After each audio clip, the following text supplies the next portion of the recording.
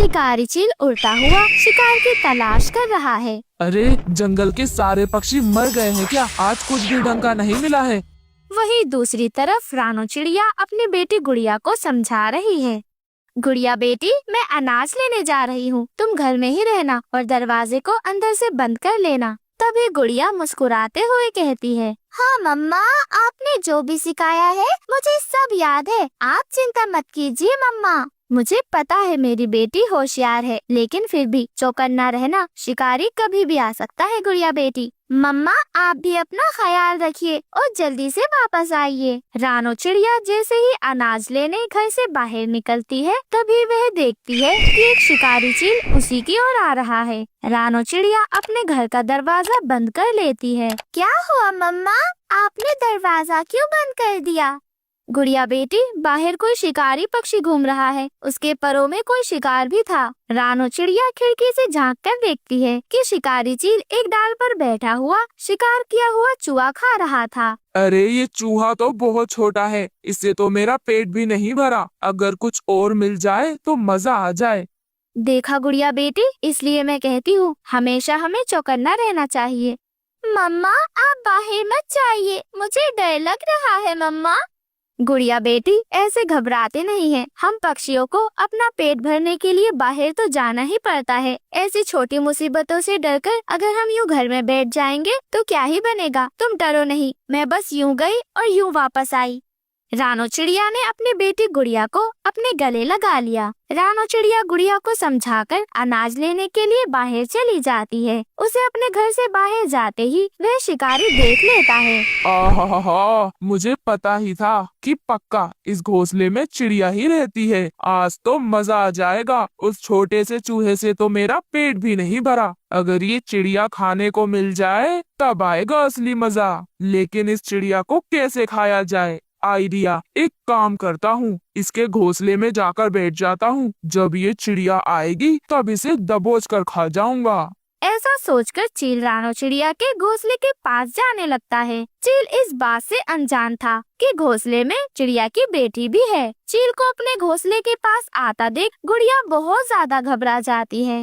अरे बाप रे, ये शिकारी पक्षी यहीं आ रहा है। अब मैं क्या करूं? मुझे कुछ समझ नहीं आ रहा। गुड़िया चिड़िया को तो कुछ भी समझ नहीं आ रहा था, इसलिए वे खिड़की से होकर अपने घोंसले से बाहर चली जाती है और बाहर से दरवाजा बंद कर देती है। अरे अरे, इस छोटी चिड़िया ने तो दरवाजा बाहर से बंद कर दिया। अरे अरे, ये कौन है? लगता है उसी चिड़िया का बच्चा है। उस चिड़िया के आने तक मैं इसी चूजे को खा लेता हूँ। अरे लेकिन इस छोटी सी चिड़िया ने तो दरवाजा बाहर से बंद कर दिया है। और फिर वह चील किसी तरह उस घोंसले को तोड़कर घर से बाहर निकल जाता है, परंतु तब तक गुड़िया दूर जाकर छिप चुकी थी। आज तो बच गई, परंतु मैं फिर आऊंगा।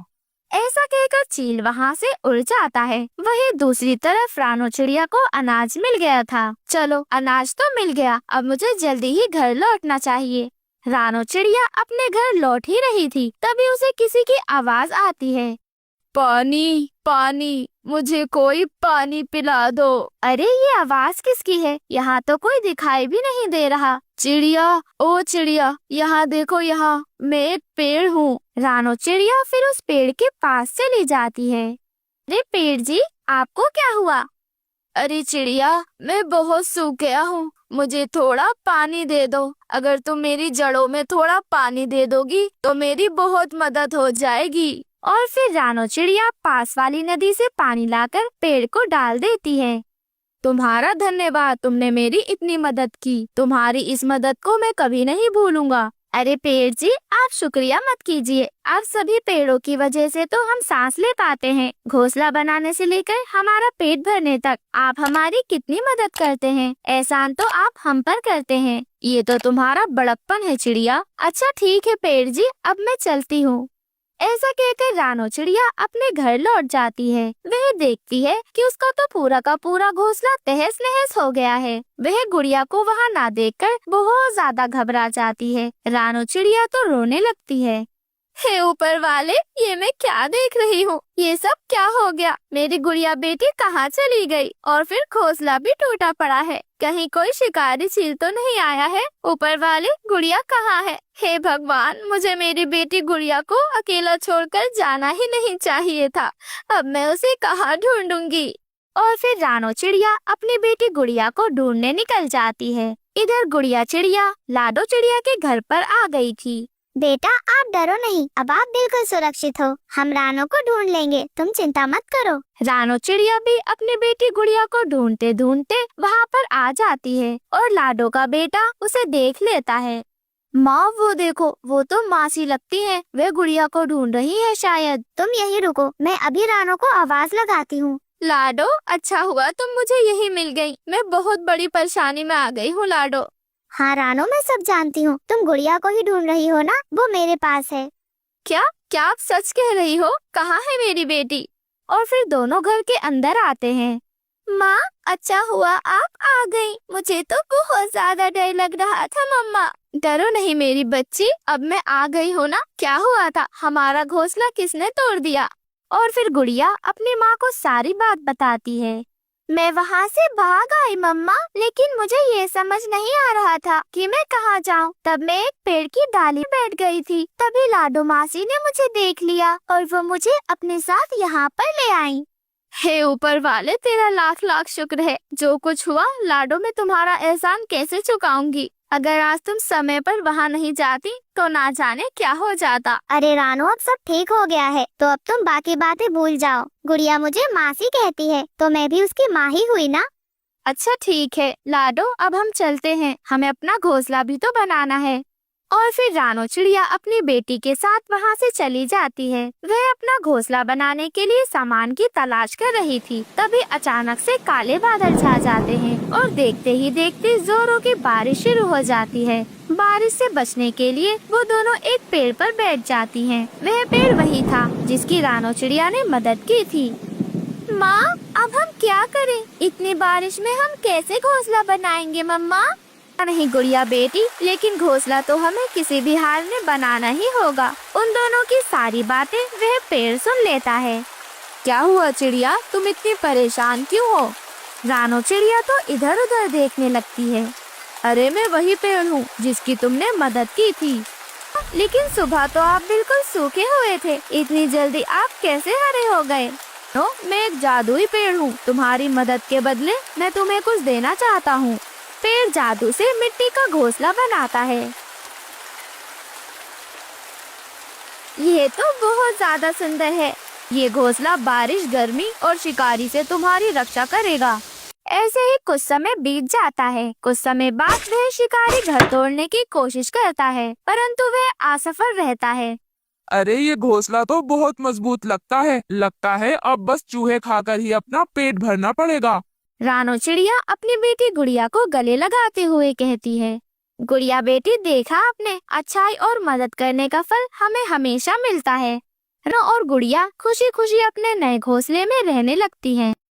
गर्मियों का मौसम था। धूप के चलते कोई भी पक्षी अपने घर से बाहर नहीं निकलना चाहता था। खासकर दोपहर के समय में तो पूरा जंगल ऐसे शांत हो जाता मानो जंगल में एक भी पक्षी ना रहता हो। सब पक्षी अपने घरों में या तो टीवी देख रहे होते या फिर खर्राटे मारकर सो रहे होते। मगर बच्चों को ना तो टीवी में दिलचस्पी होती, ना ही कोई इच्छा। उन्हें तो बस 4 बजने का इंतजार होता, क्योंकि 4 बजते ही बंटी कबूतर जंगल में बर्फ का गोला बेचने आता। गोला रंग बिरंगा, बर्फ का गोला ले लो, सबका पसंदीदा खट्टा मीठा गोला ले लो। ये सुनकर कालू कौवा का बेटा जग्गू हंसते हुए कहता है, दोस्तों, बज गए 4। बंटी गोला वाले काका आ गए। चलो जल्दी से खट्टा मीठा बर्फ का गोला खाते हैं। फिर सब बच्चे वहाँ से उड़ते हुए बाहर जाते हैं। तभी कालू कौवा कहता है, न जाने बंटी के हाथ के बने गोले में ऐसा क्या जादू है, उसे खाते ही सारे बच्चे खुशी से पागल हो जाते हैं। अरे आराम से बच्चों, आराम से। अरे सबको मिलेगा। आपके काका अपने सभी प्यारे प्यारे नन्हे बच्चों को उनका मनपसंद गोला खिलाएंगे। सब बच्चे अपने मम्मी पापा से पैसे लेते और बंटी कबूतर के ठेले के पास इकट्ठे हो जाते और फिर अपना पसंदीदा गोला लेकर बड़े मजे से वहाँ खड़े होकर खाते। काका, आपका गोला बहुत अच्छा है। आपके गोले के बिना तो छुट्टियाँ नहीं लगती। आपके हाथ का बना बर्फ का गोला खाकर मजा आ जाता है। बच्चों का यह प्यार देख बंटी कबूतर खुशी से झूम उठता है। सभी बच्चे गोला खा रहे थे कि तभी बंटी कबूतर की नजर एक चिड़िया पर पड़ी। वो गुमसुम सी सबको गोला खाता हुआ देख रही थी। उसके चेहरे पर उदासी थी। बंटी समझ गया जरूर कुछ बात है। उसने उस बच्ची को अपने पास बुलाया और उससे पूछा, क्या बात है बेटा, कुछ कहना चाहती हो? बेटा तुम कौन हो और इस तरह क्यों खड़ी हो? मेरा नाम रानो है। मुझे बर्फ का गोला बहुत पसंद है, पर मेरे पास खाने के लिए पैसे नहीं हैं। इतना कहकर रानो चिड़िया वहाँ से जाने लगी। तभी बंटी ने उसे रोक लिया। अरे बेटा रुक जाओ, कहाँ चल दी? पैसे नहीं है तो क्या हो गया? दुनिया में पैसे ही सब कुछ नहीं है। अरे मैं बंटी पैसों के लिए गोला नहीं बेचता, बल्कि बच्चों की खुशी के लिए बेचता हूँ। इतना कहकर बंटी ने एक गोला अपने डिब्बे से निकाला और रानो चिड़िया को देते हुए बोला, ये लो बेटा, और पैसे की चिंता मत करना, तुम रोज आकर मेरे ठेले पर फ्री गोला खा सकती हो। ये सुनकर रानो चिड़िया बहुत खुश थी। बंटी ने अपना वादा निभाया। वो रोज सभी बच्चों के साथ रानो चिड़िया को भी गोला खिलाता। बंटी की वजह से रानो को कभी एहसास नहीं हुआ कि गरीबी के चलते वो गोला का स्वाद नहीं ले सकती। कुछ साल ऐसे ही बीत गए। जीवन का पहिया चलता रहा। बच्चों की उम्र बढ़ गई और जंगल के सभी बच्चे पढ़ाई करने के लिए या फिर नौकरी करने के लिए शहर चले गए। फिर कुछ समय बाद बारिश का मौसम आ गया। हर तरफ जोर की बारिश हो रही थी। बंटी बारिश में अब गोला बेचने के लिए घर से निकलता तो था, मगर अब उसके पास गोला खाने वाला कोई नहीं था। शहर और इस बिन मौसम बरसात ने हमारा सब कुछ छीन लिया, यहाँ तक कि हमारे बच्चे भी। कल तक जो नन्हे से बच्चे बंटी काका करते थे, आज उन्हीं बच्चों को देखने के लिए ये आंखें तरस गईं।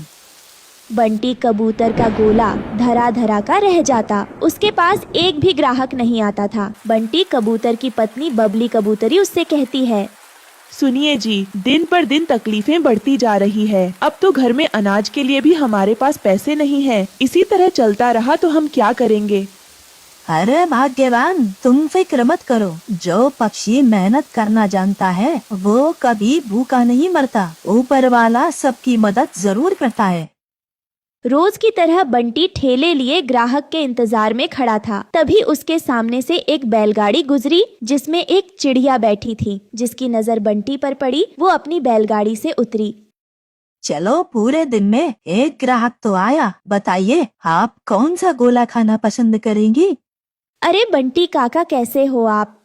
अचानक से ग्राहक के मुंह से बंटी कबूतर नाम को सुनकर वो हैरान हो गया।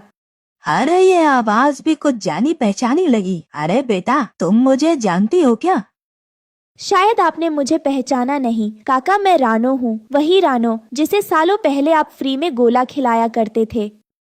यह सुनते ही बंटी को खुशी और हैरानी दोनों हुई। अरे बेटा रानो, तुम तो बहुत बड़ी हो गई हो। लगता है पढ़ लिख कर किसी अच्छे पद पर तुम नौकरी कर रही हो।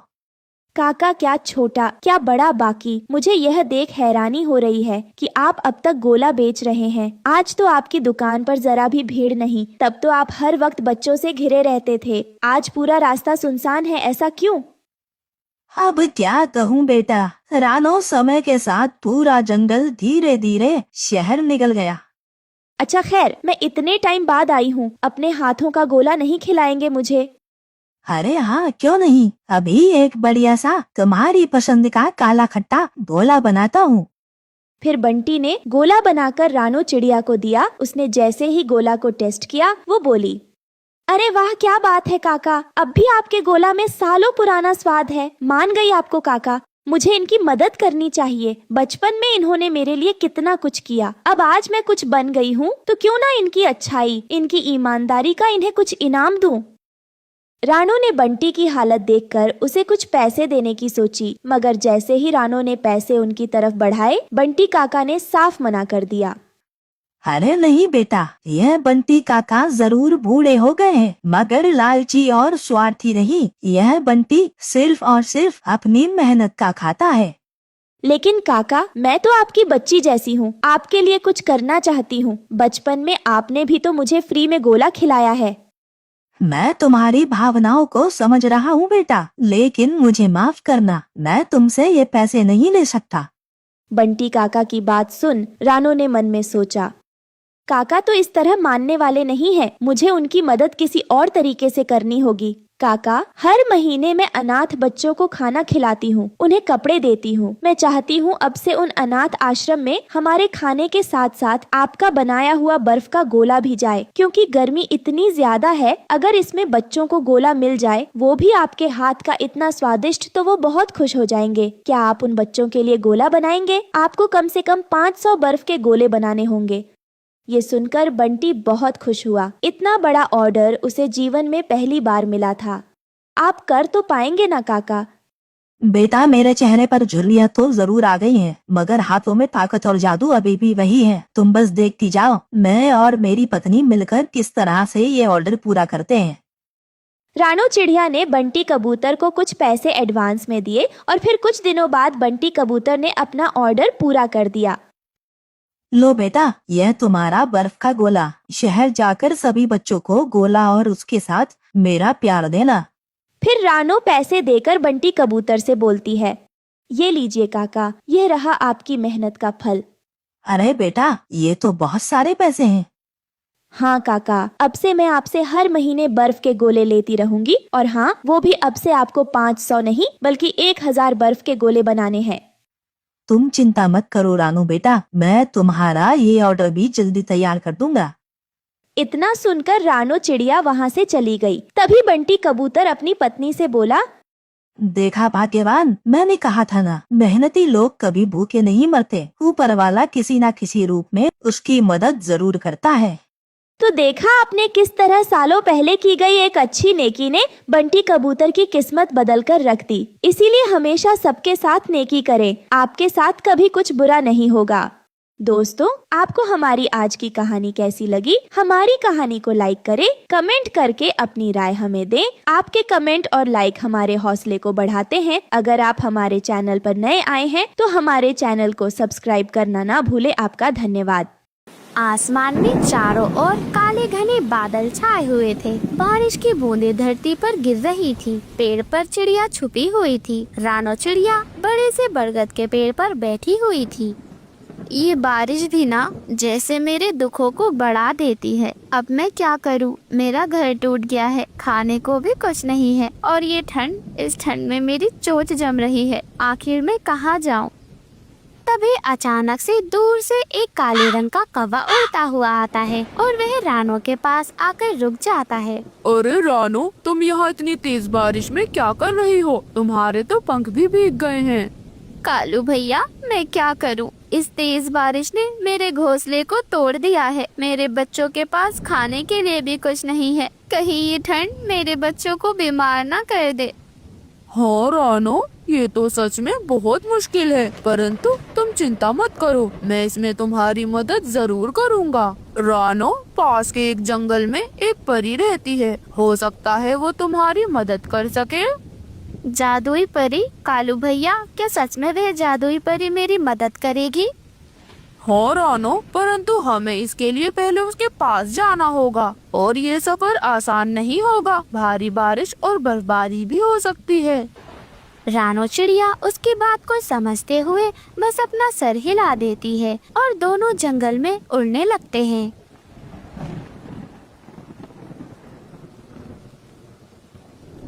ऐसे ही रानो चिड़िया और कालू कौवा दोनों ही एक घने जंगल में पहुंच जाते हैं, जहां पर चारों ओर बर्फ जमी हुई थी। पत्तियों पर पानी की बूंदें चमक रही थी। तभी रानो चिड़िया ठंड से कांपते हुए कालू कौवे से कहती है, कालू भैया, यहाँ तो बहुत ज्यादा ठंड है। क्या हम सही रास्ते पर हैं?